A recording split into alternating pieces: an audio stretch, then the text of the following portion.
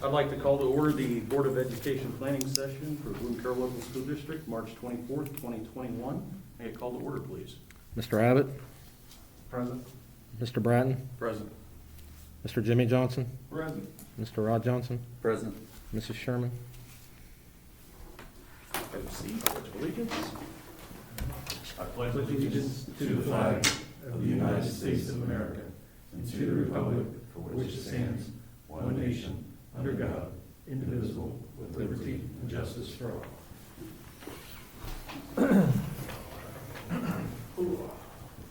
Item D, approval of the agenda. Anybody have any items? No changes. No changes, stuff we talked about. So moved. Second. Motion made by Mr. Abbott, second by Mr. Jimmy Johnson. Can I get a roll call, please? Mr. Abbott, Yes. Mr. Jimmy Johnson, Yes. Mr. Rod Johnson, Yes. and Mr. Bratton. Yes. Item E, planning session. I will go, I guess, Travis or Mr. Bigham, you're first. Yeah, thank you. Item E1, just a general overview, a summary of funding of the finances, just briefly. These are things that we've touched on, but getting some more solidification in terms of the numbers as we, Mr. Hahn and myself and the administration plan for the next year and even going into fiscal 23. Page 5, I believe, of the packet, I broke it up into three layers of funding. First being unrestricted state funding, just again, kind of looking at it from a historical standpoint, going back to fiscal 19 and then moving forward, obviously, when things changed midway through, 3/4 of the way through fiscal 20. And we initially sustained an 8% cut, followed by a supplement from the state that basically got it to where no district received more than a 6% reduction. But again, we did receive the maximum reduction through that formula. This year, again, with the roughly $217,000 recoupment that was added back into the funding formula in February, that takes us up to a little under or a little over 5.18 million. So that actually is an increase from last year. Obviously, as the cut was not retained at its original level. The initial biennial budget coming from the governor's plan, again, has to be voted on through the House and Senate, but again, preliminarily would take us back to fiscal 19. You can see how it ties back to the fiscal 19. The 1.85 I have out there to the right is just to show that obviously it is an increase from this current fiscal year. However, it's difficult to fund schools and operate schools and meet mandates and whatnot and meet demand of our students and staff with basically a frozen funding mechanism over a 3 to 4 year period. The second layer is the Student Wellness and Success, which came into existence beginning with fiscal 20. That, again, for the safety and wellness of our students, with helping with the pay for the resource officer, elementary guidance, elementary nursing, as well as some New Horizons intervention for our students that we've tried to invest those funds back into. There was an increase for this year, and again, we've continued to invest in those areas. A very slight increase, again, from the governor's preliminary budget, just a little over 11,000. So I don't foresee many changes next year with how we're using those funds. There is a little bit more of a substantial increase. Again, this could change, but the preliminary numbers show about a $33,000 increase, which at that point we might have to look at some different ways to invest those dollars. But certainly we've got next fiscal year to figure that out to make sure we're maximizing those dollars. And the final area here that we've received federal grants related to COVID relief, the CARES Act of $87,387. We have spent that basically on student devices to help us through the hybrid learning, as well as the VLA students, to supply those individuals with mobile devices, as well as being able to kind of start our one-to-one implementation to try to take advantage of those federal grants. The Coronavirus Relief Fund 510 has also been spent. The majority of that was spent on sanitizing, whether it be personal protective equipment, safety equipment for our students, extra custodial help to help sanitize, to help clean at night, as well as some bigger floor and cleaning machines for our maintenance department through there. We've mentioned the broadband connectivity grant that we obtained. I won't go through that again, with the enhancement of our wireless signal, as well as cellular-enabled devices for those individuals who aren't able to access wireless or internet connectivity at home. The only other grant that looks like it's going to be extended, and the CARES Act, we have received and are slated to receive another $344,134 that would need to be spent by the end of fiscal #23. So we do have a while. To be honest with you, I don't have a good idea right now of how we're going to allocate those dollars. Just with the restrictions in there, certainly we'll try our hardest to maximize those dollars and make sure they're to the benefit of the students and staff. But we're going to be working probably over the next year on how we're going to use those funds. I did include, as a final listing here, just to show you again, all of these funds, all of these distributions are based on local wealth. So you can kind of see here from a countywide standpoint, what those districts received in terms of these CARES Acts. So certainly we'll be consulting with our other districts too to see how they're using them and get some ideas. But those are some substantial dollars with quite a few restrictions, which always kind of worries me. But again, just wanted to spend the first section of this planning session kind of giving the board an idea of what dollar amounts we're using as we plan for the next 2 fiscal years. Quick question. And is this just related to, because, so we received $344,000, we got Fairfield Union, which is similar, gets $1 million. Yeah, it's two-pronged, basically. It's an income based, gross median income based per resident per district, as well as an assessed valuation divided by student population. So the value of the property divided by the number of pupils. So that property valuation per pupil, Right. they rely heavily on that. And our property valuation per pupil is one of the highest in the state. Right. So I just think, looking at these, we wanted to start off with this because as we go through things like, our expenditures for the next year, we talk about this wish list where we break down, personnel costs, curriculum and supplies, capital outlay.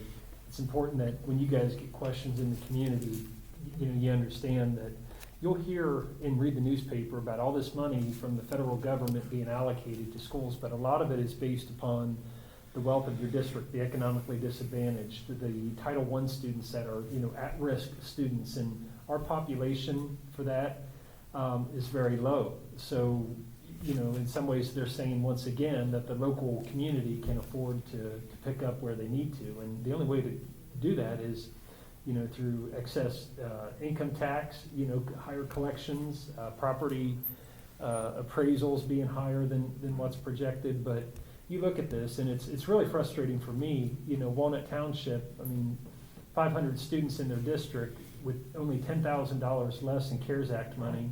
You look at Liberty Union with 1,400 students, but twice the amount of CARES Act money. You look at Fairfield Union, as you mentioned, $1 million. They have almost the exact same number of staff and students. Byrne Union, 800 to 900 students. I think they have like 860 students in their district. They have $528,000 to work with. And I think the big thing for me is, when I look at this, when that basic unrestricted state funding aid stays the same, going back to fiscal year 19 for fiscal year 22 and 23, you still got to keep in mind our teachers have steps, our classified staff, they have steps. Then they get, we have approved raises for them, for our teachers and classified staff and administration, everybody that works here.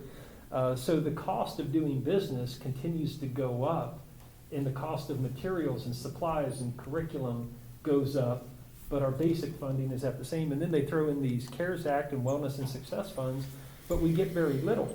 And $11,000 increase in Wellness and Success funds, we implemented 3 years ago an SRO, elementary guidance counselor. We had mental health services that we started providing on our own through New Horizons, contracts, purchase services. Those are things that we knew we needed to do as a school district to better support our students and ensure their safety and wellness. Then, a couple years later, the state says, you have to do these things, and now here's a little bit of money for it. Well, that money's already tied up with our counselors, our, you know, the nurses, the SRO, those additional costs that we absorbed on our own. So to me, it's just frustrating, because you'll hear about districts being able to do some things, you know, and address some of the, better support their students in these areas, and we're really limited because, you know, it's gotta offset some of the things we're already doing, you know? So that's where my frustration comes in, and it'll be a challenge. We'll get by, we'll get through it, but, you know, it's. I mean, as you look at Liberty Union, so 719,000, they haven't been to school this year. No. They're being rewarded. Two days a week, Yeah. 2 days a week, and I think they're just now going to 4 or 5 days a week. Yeah. 4 days. Yeah, I'd like to see the restrictions though, because I mean, if you look like at Fairfield Union or Liberty Union, I mean, if they wanted to implement a one-to-one plan, I mean, that pays for it all on its own right, where we Yeah. have to take our own funds. Yeah. Separate from that. That's really the only thing I can see Yeah. being able to invest that type of dollars in, based on the current restrictions. Yeah. Mr. Bigham, one question. Yeah. Do you, so these new unrestricted state funding, is this what's in our 5-year plan? It will be. But it is not today. What do we have in there today? It's, I kept in the fiscal 20, because I had no idea if, I figured it would stay at that just under $5 million mark, going forward, It's in our so. plan, that's right. So now, back toward fiscal 23 and 24, I had it restored, Okay. quite frankly, back to where it originally was. But at least in this year and the next year, it'll be higher than Slightly what the incremental original. to what's in. Yes. Okay, that's really it on section 1. Section 2 would be the first part I can go over, and then we can just kind of discuss from there in terms of the wish list, which again, we've seen for a couple of meetings now. Page 7 and 8 of the electronic packet. Again, same type of format. To be honest, there's really not a lot of changes from the last one. Really just 3, actually just 2 that I have down here. There, I might be missing one, but we did remove line 35, that dollar amount with the video board. Just according to Mr. Little, we were just not ready to do that yet for various reasons. We did add line 50, which was not in the previous one. We have some mini split units at our primary building that provide both heating and cooling that, for obvious reasons, will not be needed after this year. So we felt like we got a pretty good price on there to repurpose them over to the high school in the weight room and for several of the computer labs that just really desperately need not so much the heating, but the cooling aspects of those units we feel will be advantageous. As we go to the bottom of the second page, which is really kind of the area that we've just tried to monitor as much as we can, let's just line 100 and 101, non-general fund items. You know, I think we're pretty comfortable with where we are in our permanent improvement fund. Spending about half to 2/3 of what we get each year and kind of building that reserve in that fund, but still reinvesting it back into the areas that we had talked about during the campaign, such as transportation and technology for the most part. Bond issue money, we've talked about that as well with some of those big ticket items that, you know, we're only going to be able to do once with the stadium lighting. Some of the other bigger ticket technology items for the new building that were not included in the construction budget, as well as some of the other big equipment items that are going to be needed for plowing, for mowing, for things out there at the new building, again, that were not included in the construction budget. The general fund capital outlay, the personnel, purchase services, and supplies are all part of the forecast. So certainly, we feel like our capital outlay in the general fund is well under what's in the current forecast. That's that first line there, 99, almost $100,000 savings. Personnel, we did decide again, if upon board approval, to invest maybe a little over what we originally had above beyond the 1.75 custodians. I should have caught this to begin with, but moving the guidance from 0.8 to a full, now that they'll have K through 5 instead of K through 4, as well as, and we went back and forth on this, but adding a half technician, line 80, that would only work during the school year. But again, it just with the ever expanding amount of devices and service, we just felt like that would be a good investment. Our purchase services and supplies are pretty much right on. Those are pretty immaterial when we get down to it in terms of the requests. So we are under both on the overall request and then general fund only, which again, just to include those 4 areas, we feel like we do have some savings there that were part of the original forecast that will be added into the May forecast. Next steps, and then I can turn it over to Mr. Hahn if he has anything to add. Any new position or any increase in time per position has to be separately board approved. So depending on how this discussion goes tonight, that would appear on the April agenda to add the custodial position as well as the increase in certain other positions. And we would also bring this list, basically to have you approve the capital outlay portion of it, also to the April agenda, if you're in agreement with that. Obviously, the lighting has already been approved through a bid process and an official board approval, but everything else would also be on the April agenda, so. Remind me, we're 1-for-1 on computers in the high school, and next year? And we were able to use that CARES Act money, because it's so restrictive what you can do. So we used that to buy, we already bought the 1-to-1 devices for grade 6, 7, and 8. So we will be 6 through 12, 1-to-1. In K-5, we have carts and iPads for the classrooms. So Did we one, roll out the 6 to 8 though? Or We did not. bought it? Yeah, we we- bought that. And We there's had- there's a lag time getting these things, so Okay. we've made the expenditure, we're just waiting. That's what I to- have. yeah. But that's what was discussed initially. Yeah, Right. we were headed that Yeah. direction, but the fact that we could use those funds, Yeah. you know, For and, it. and make sure that we get them in on time. So, yeah, I mean, part of the thing in my head is going a half technician for another Well, 6 to 8. And- How many units? yeah, and a little is- bit of background on that. We, you know, we've had to bring in a technician to help with state testing in the fall, in December, in the spring for several weeks. So we had a technician at every building when kids are taking online tests. We brought them in to help with special projects, getting high school Chromebooks up and running so the other 2 technicians could continue to troubleshoot and do the work they do. So we've been using that quite a bit, but this will be basically a teacher, the technician would work, if you guys approve this, teacher days, and it would be up to 4 hours per day. It's a part-time position. And that way we can continue to provide good service. We're gonna have interactive flat panels in every classroom at the K-5, all these devices. We just felt like, you know, it was probably time. They've been asking for a few years. I think Mark had brought it up to Rod and I Yeah. a few months ago.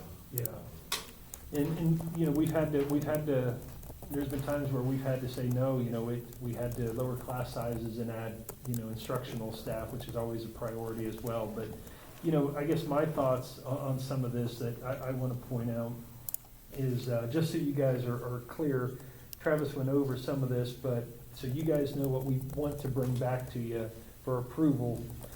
I'm a little concerned about the personnel. You know, we're a little bit over, you can see that, but I also think there are a couple areas due to some pending retirements in a couple positions we can repurpose. One we don't have to replace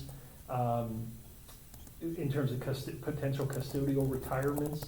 So that 25,000 can actually probably come down a little bit because there's potentially a custodian that will be retiring. So we say one full-time custodian, and we're looking at increasing the hours for 2 custodians, so they're working 8-hour shifts at the elementary in the evening with the additional square footage of cleaning. It really won't end up being 1.75 because we've got a position that's a half-time that we probably won't have to replace over here. Okay, so that maybe offsets that a little bit.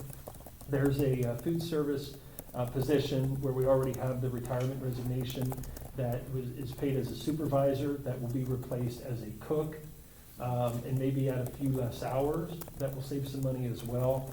But we're looking at, you know, the custodial positions and increasing hours. The elementary counselor we've talked about for a long time. We did some cost savings this year But with fifth grade, we're looking at that to, to support those students back to 5 days a week. We're looking at, maybe an additional middle school lunch monitor position, but it shouldn't add an increased cost, because right now, we would potentially reduce the hours for 3 middle school lunch monitors from 3 hours down to 2.25, because right now we have 4 lunches over here. We're only gonna have 3, which is more appropriate with grades 6, 7, and 8 here. But we need more coverage outside and inside, so it'll really kind of be an offset in terms of expense there. And then at the high school, in terms of efficiency, we have instructional licensed teachers during lunch periods, fifth, sixth, and seventh period. They're licensed teachers that are monitoring study hall, because we can't use the cafeteria. So we have to put kids into classrooms, but you can fit, 70 kids, 80 kids in the cafeteria. When you can't do that at lunchtime and you gotta put them out in classrooms, you can't put 80 kids in a classroom. So sometimes it takes 2 or 3 teachers out of the mix. You still have your study hall monitor out there in a classroom, but now you need a couple teachers. Well, we're giving up instructional periods. We need more electives. We need more sections of Spanish 1, of, some of these classes that we're giving up. So we can really almost add a part-time teacher, 3 periods, 3 additional classes a day rather than study hall, and look at hiring another monitor or aide to help cover the study halls during lunch. We free up our teachers. You see what I'm saying? So it's more cost effective, and it's almost like getting a part-time teacher. So we're looking at that. That is on the wish list as well. And then, as Travis mentioned, a lot of the curriculum resources are focused on our Wilson reading program to support students with special needs and who have been identified for reading support. We're looking at phonics programs because you got 5th grade going to the elementary school, so you need additional Wilson kits, which are, again, instructional reading programs. We have things on there that we had to remove in the past. We're looking at performing arts again, the choir risers, maybe a trailer, money for instruments for our performing arts. We're making improvements, athletic improvements with bond interest money to the stadium lighting. But, I think supporting the performing arts has always been important and something we want to continue to do. So those are some of the things. For me, the bottom line is that in the general fund, we're $80,000 under. I think that shows we're being frugal with the dollars. If you take the bond interest money out, the $850,000 of bond interest money out, that basically is down to $770,000 in the forecast. And just to give you an idea, in fiscal year 21, we had $919,000 budgeted in the wish list. So we are cutting back. We know times are tight, but we've been able to take care of a lot over the last 4 or 5 years. And it's getting to the point where we don't have the huge needs anymore. We've addressed some of those. But we still have, some capital outlay. The permanent improvement money certainly helps with technology and transportation costs. So, I am concerned, to be honest with you. If you go to the next page. Before we get there, real quick, Yeah. you mentioned bond interest money. Mhm. So we have 850,000. Ballpark. So It's kind of a- 150,000, I thought it all had to be spent by. It does. So I guess my question is, if we stick to this and there's no overages or anything, I know.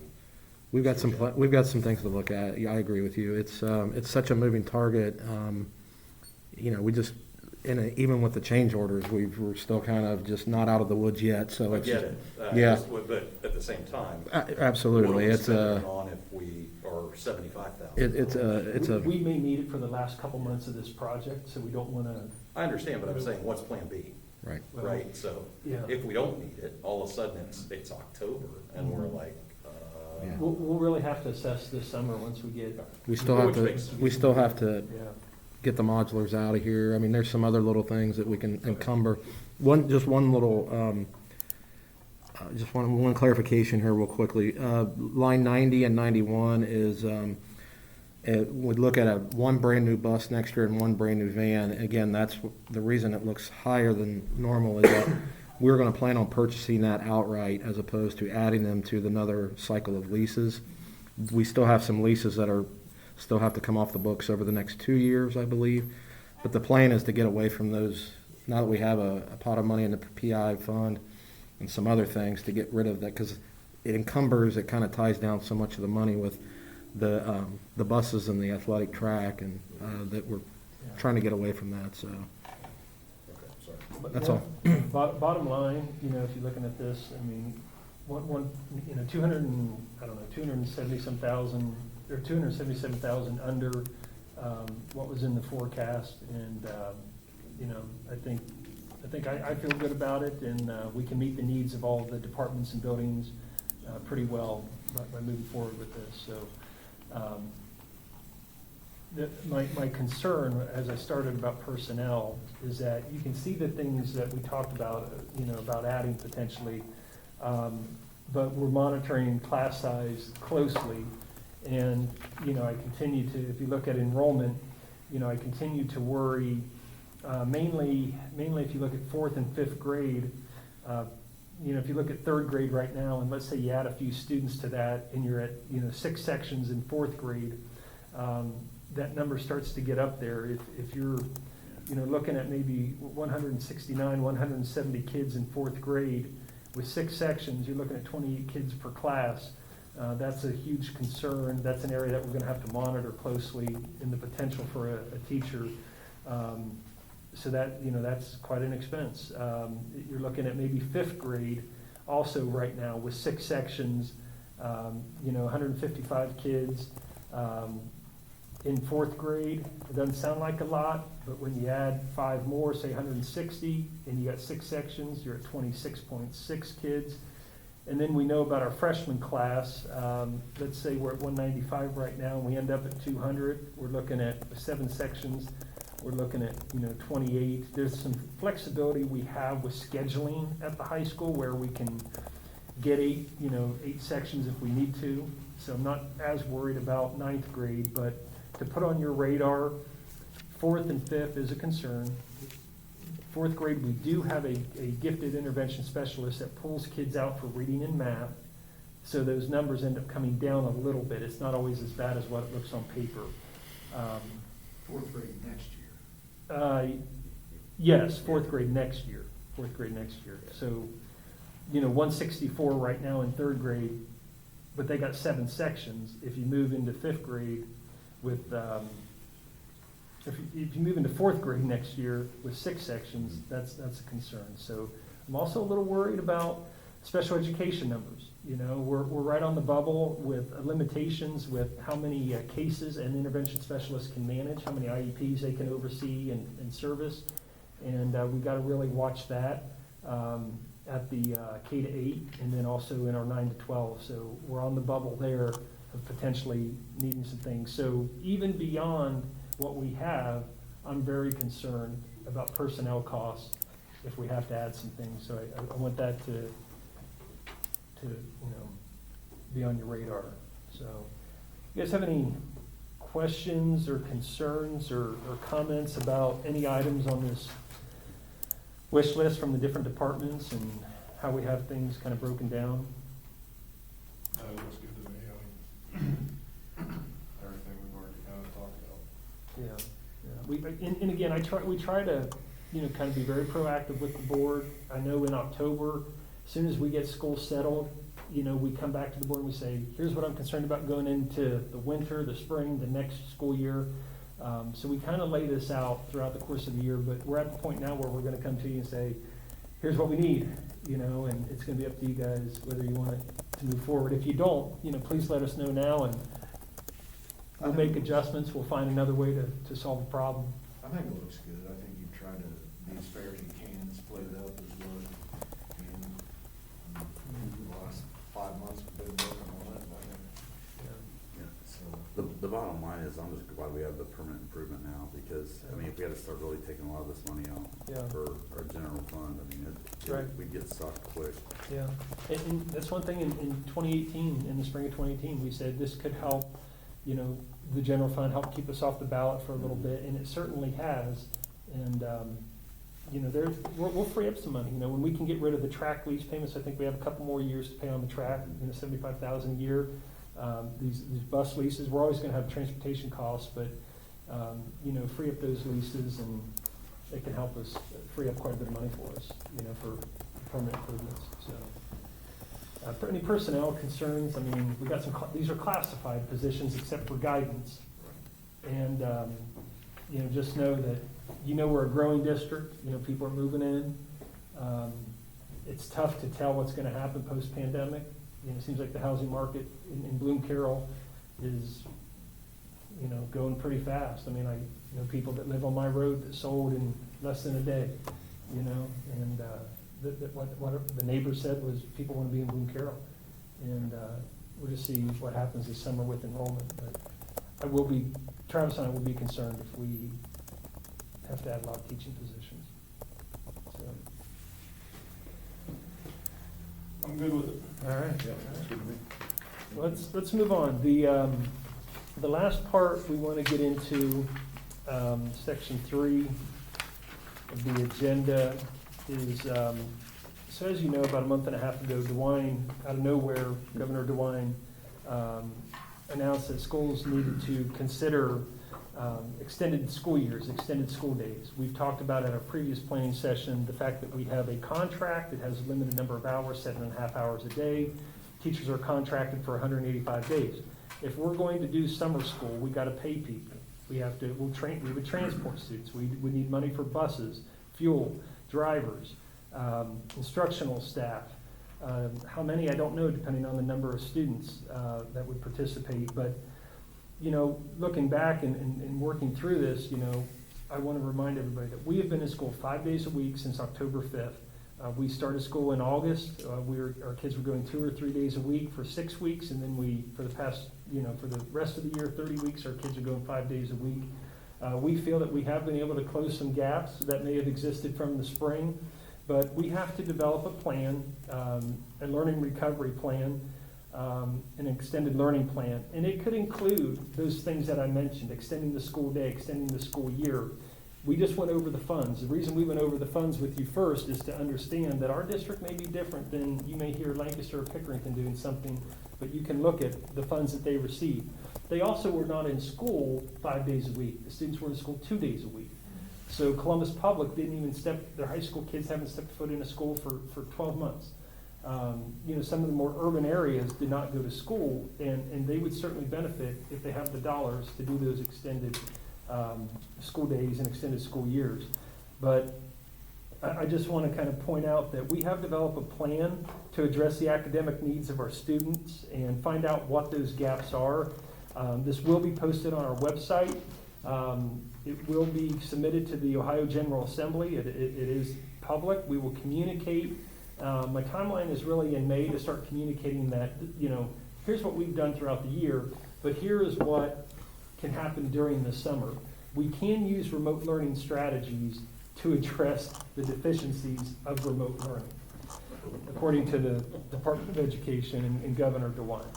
So I just want to look at, I'm not sure which page, it's page 10 of your packet, but in order to identify the academic needs, you know, if people get questions, how do we determine what the needs are? Well, we're teaching our students every day. We're assessing them every day. So we have ongoing instruction, but we also have ongoing analysis of state and district assessment data. You will hear something. You all have children in the district about MAP assessments. MAP assessments are the measurement of academic progress in reading and math mainly. Those are the two areas. Really, language, reading, and math. But NWEA is the developer of the MAP assessments. NWEA is the Northwest Evaluation Association. They are located up in the Northwest in Oregon. And they have standardized reports. They have norms, growth projections, and they are based upon the standards of each state. So we continue to assess our students right at the beginning of the year. We assess them in the middle of the year, and we assess them at the end using the MAP assessments, okay, or NWEA, whatever you want to call it. And then once we get that basic data, we develop growth projections and growth reports. And when we assess the kids, we can see that if they're on track or if they're off track for their growth, their targets in reading and math. We also have something called Lexia, which is, or you might, in the lower grades it's called Core 5, in the upper grades it's called Power Up. But it's a reading program, phonics-based, for reading development, reading strategies. And then we also have a skill report that will show in each area of reading what areas the students are weak in. And then our teachers and staff develop interventions for those students that are showing that they're struggling a little bit, or that they're a little bit behind due to whatever the circumstances might be, whether it was pandemic related or not. We also have a program called Success Maker to help identify where students are. Success Maker is a math program. It's part of our curriculum through Pearson, or now it's called Savas or Savas, I'm not sure how to pronounce it. But it is a online math program as well. We have the DRAs, the Diagnostic Reading Assessments, and the STAR assessments in our younger grades as well. We will monitor grades, classroom performance, and attendance reports. We will be talking with teachers, counselors, collaborating. We'll be talking to parents, listening to parents that have concerns that either child may be showing deficiencies as well. We will track course deficiencies at the high school level. We'll be identifying instructional gaps based upon student, classroom assessments. We also have something called IAT, Intervention Assistance Team, at all the buildings. When there is a teacher or a parent that has a concern, we pull a grade level, all the teachers together, and the parents, and the principal, counselors, we pull them together for an intervention assistance teams to identify the concerns, the weaknesses, and come up with a plan or strategies to support those students that are brought to intervention assistance team. Okay? And then at the high school level, we have a program over the last couple of years that's beneficial, targeting all students, but it's a Check and Connect program. And the main focus right now is academic focus. Obviously, mental health is a concern at that level and all levels. But the main concern right now is making sure students are on track academically, and teachers take on a student within the high school to mentor, to talk to check in with, to check academic progress. So that's how we will be identifying the needs of our students, and I'm sure there's more that we haven't thought of. This was developed collaboratively. I asked our curriculum director to meet with building principals, teachers, counselors, SROs, county agencies, and that has been done in the development of this academic plan, okay, or extended learning plan. What approaches will the district use to address academic gaps? Again, we'll conduct a gap analysis based upon the standards for ELA, math, science, and social studies. We will prioritize standards to teach, to refocus on, to reteach based upon the gap analysis and where our students are weak. We're going to really stress, over the next several months and in the fall, literacy and math. Science and social studies, the performing arts, related arts, they're all very important, but we got to make sure we have the basics with our reading and math, and that we're catching kids up that may be behind. We will implement regular classroom interventions. We'll also do Tier 2, where students are maybe pulled out for individual work or work in small groups. That small group work, or Tier 2, could include academic supports, self-management, social skills, some of the things they work on in Tier 2 interventions. Any high school students that are behind, we'll continue to offer a credit recovery program. We do that during the course of the year. We also provide that during the summer through the district. And as I said, the Check and Connect program. Social emotional needs down in the middle of the document. We've had several parent referrals that are concerned about their children. They need help. We connect them with not only district resources, but also county and Central Ohio resources. If parents are noticing changes or depression or anxiety, those are some of the things we are seeing with students. Student-initiated counseling. Sometimes students are just at their point where they walk down and they talk to an adult, they talk to a coach, they talk to a teacher, they talk to a counselor, and we continue to check in with them and make sure we're communicating with the right people and with the parents in that process. So, You know, we also have comprehensive school counseling programs. Our elementary counselor goes into the classrooms. She puts out a schedule. Teachers sign up for that counselor to come in and address different social or self-management topics, behavioral topics, how to deal with social situations. Those are things that are happening in our lower level, but also, you know, as we look at grades 6, 7, and 8, we're going to be able to do that more because we'll have a better balance in terms of, you know, staffing here at the middle school and grade levels and the number of students. So down at the bottom, available resources. How are we going to do all this? We will be making sure that our students have access to things like Lexia for reading, Success Maker in grades K to 4, and our special education students, at-risk students. In grades 5 through 12, special education students will have access to Lexia and Success Maker. Moby Max is a middle school program that's being utilized for all core areas, reading, math, science, and social studies. Typing.com from a technology standpoint, and then Accelerated Reader. We've opened that up where students can read during the summer. They can take tests to assess their understanding and comprehension. We will use our credit recovery program. Fairfield Career Center offers a summer program as well for credit recovery. Those are 2-week courses.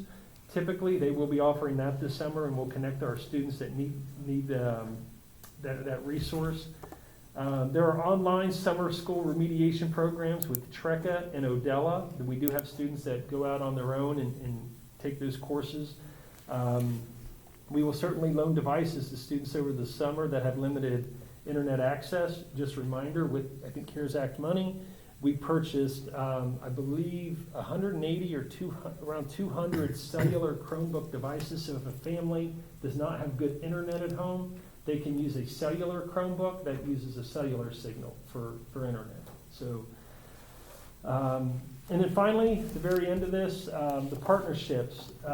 You know, sometimes the Fairfield Career Center has done a good job of, or the Fairfield County Educational Service Center has done a good job of receiving a lot of grants where they can provide services. And, you know, we often look for services through them, cost savings for our families. The Adam H. has a prevention grant and services to help with mental health. Wagnall's Memorial opened back up. They have reading programs. The Decorative Arts Center, if we're looking for maybe non-core academic, the Decorative Arts Center of Lancaster offers programs as well for some of the visual arts. And those are all things that we will be communicating in more detail, you know, throughout as we get closer towards the end of the school year, we get into the summer, so parents can keep that learning going if they choose to. So if you go to the So real quick, Yeah. if I'm really, and thank you for going through that in detail. So we're not providing any teacher resources, nor are we required. no, we are not required to. Okay. And a lot of it is a number of things. This is a terrible summer to do it. And what I mean by that is we have offered summer reading programs in the past, but that was also for third graders who had not passed the third grade reading guarantee and still needed to do that before fourth grade. That requirement has been waived. We cannot hold a student back unless the principal and the teachers feel that the student is not making academic progress in other areas, but they cannot be withheld from going to fourth grade simply because of their score on the third grade reading guarantee. So we are moving. We are trying to get the intermediate school ready to become a preschool. There's a lot of transition that we have to do this summer with our maintenance and custodial staff over there. This building is being shut down. We're taking furniture from there to move over to the preschool. Okay, we have a new building opening up. Our principals are extremely busy. They're on limited work days to begin with. So we would have a lot of additional costs for personnel between administration of a summer program and the teaching. And how many kids would be open to all? Who would we cut off? Where would we cut them off in terms of acceptance? So there's just a lot going on. And the funds. So the funds are requirement is that we have a plan in place. to address That's the it. gaps To and any address the- deficiencies. And that's what this is. And that kind of takes me to my next point. We are not seeing data that is alarming at Bloom-Carroll. you will read in newspapers that there are districts with 50% of the students failing a class or more. All right, you will hear that students will get to their senior year in some parts of our country and only pass 3 classes during high school in 4 years and be in the top 50% of their graduating class. I'm not exaggerating, okay?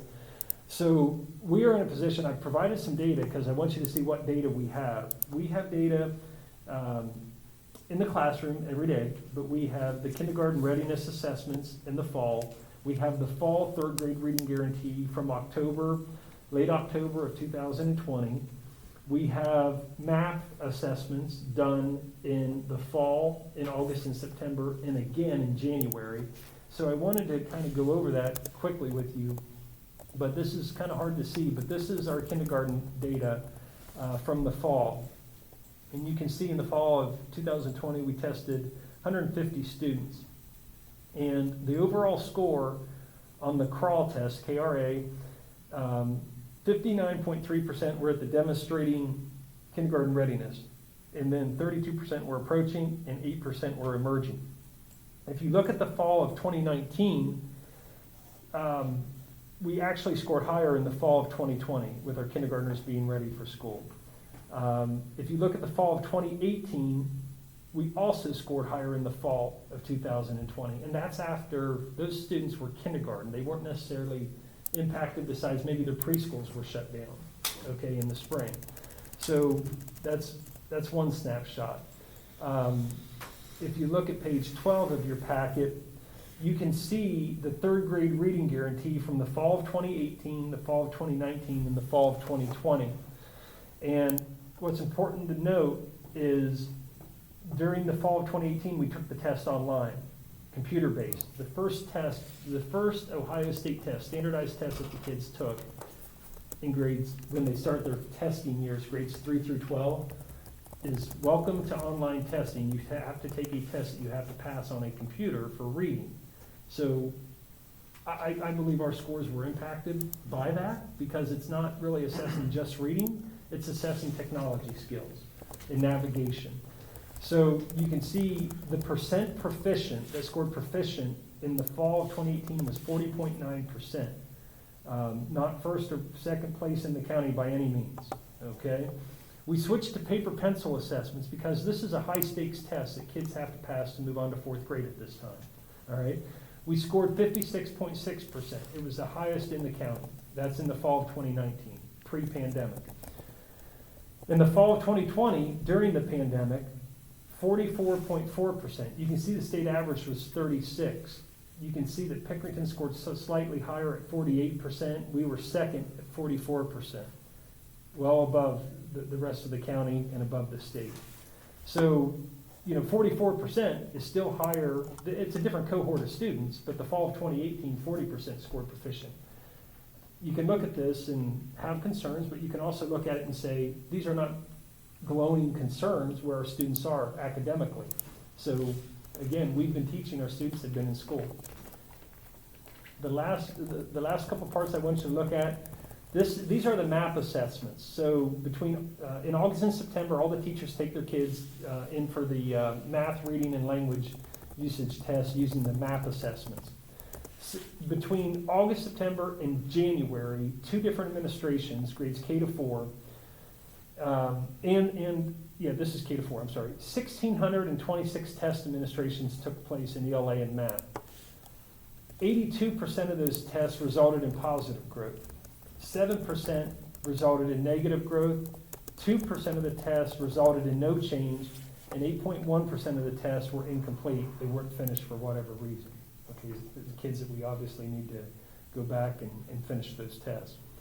So, again, any year this is fairly normal to see, but kids are growing. They are being instructed. They are learning at Bloom-Carroll. I feel good about that.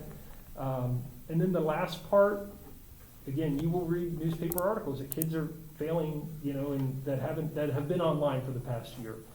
In grades 3 through 12, remember, we don't give letter grades, A, B, C, D, and F in grades K to 2. It's a standards-based report card. But in grades 3 to 12, it's, A, B, C, D, and F. So the percent of students with an F in grades 3 through 12 over the last 3 years. I just did the first 2 quarters because that's all we had data on when we were preparing this. In 18-19, we had 6% in quarter 1. In 19-20, we had 7% in quarter 1, and in 2020-21, we had 10% with that had an F in grades 3 through 12. In quarter 2, 9.75% of the students had an F in grades 3 through 12, and in 19-20, it was 9%, and in 2020-21, it's 10.5%.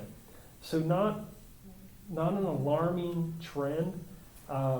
When I looked at just the high school, for example, where kids maybe get a little bit more disengaged online, believe it or not, we were for quarter 2, we were at 15% this year, but last year for quarter 2, we were at 16% during quarter 2, before the pandemic, before the schools closed down. So that's really some of the data to support our learning recovery plan, our academic plan. So it's a percent either way, plus or minus, that's Yeah. any. Probably standard error. Yeah. It's probably within the standard error. Yeah, it's great data. So you're going to start, the newspapers are going to be writing articles about extended learning plans, about schools offering summer school. We offer summer school and credit recovery at our high school.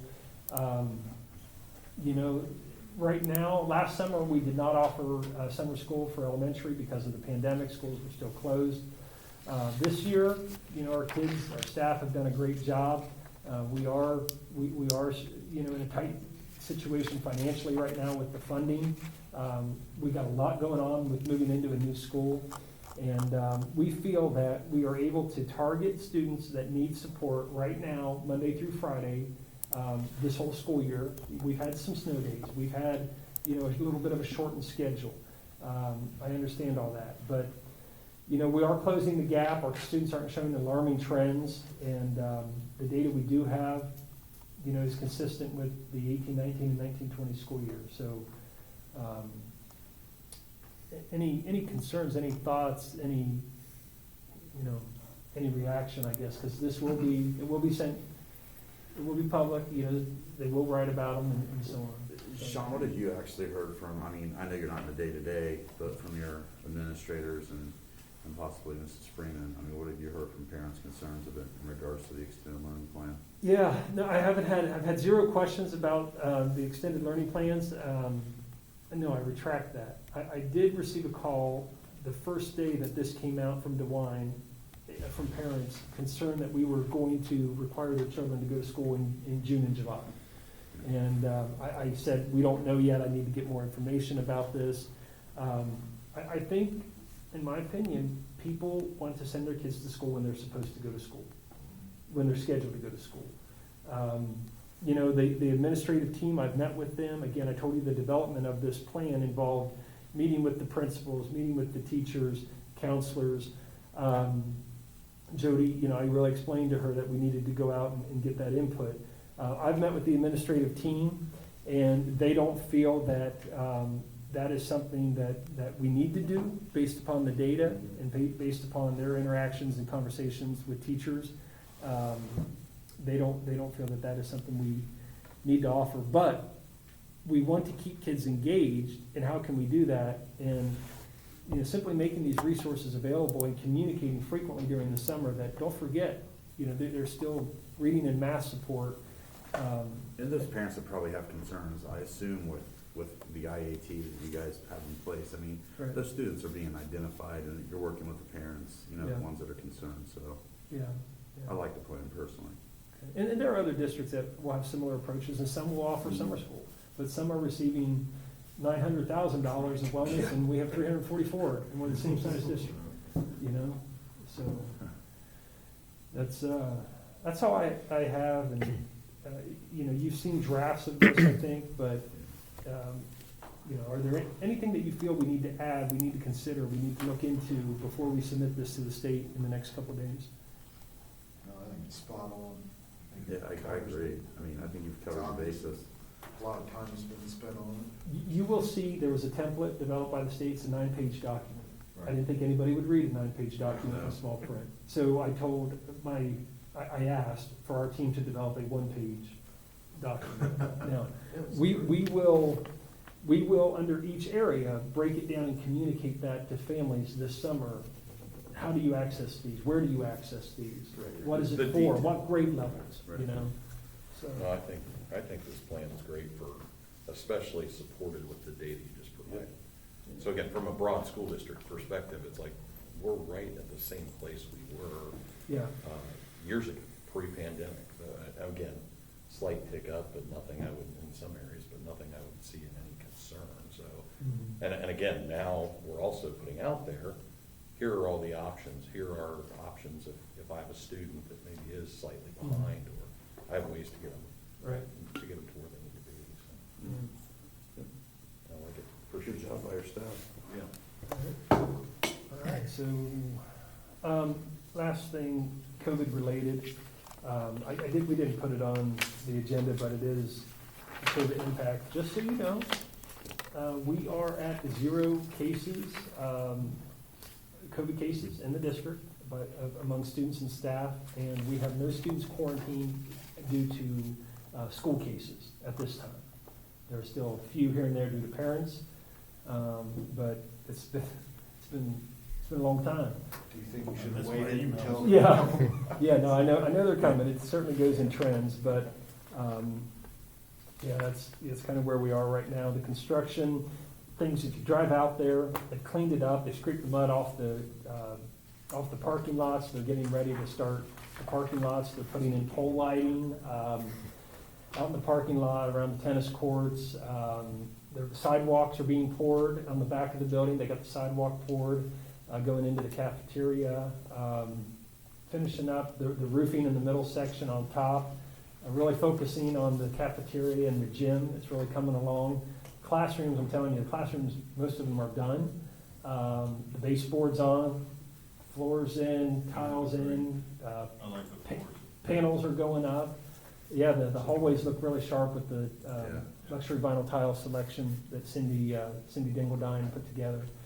And that the design team picked out, and then she designed it, so we took it from there. But it's really looking neat. It's looking like a school, set for May, and we're still moving in June 14th through the 18th, and try to take a little break before we, at that point in late June, early July, and get it completely ready for kids in August. So still on track and doing pretty good. So that's where we are. I'm done.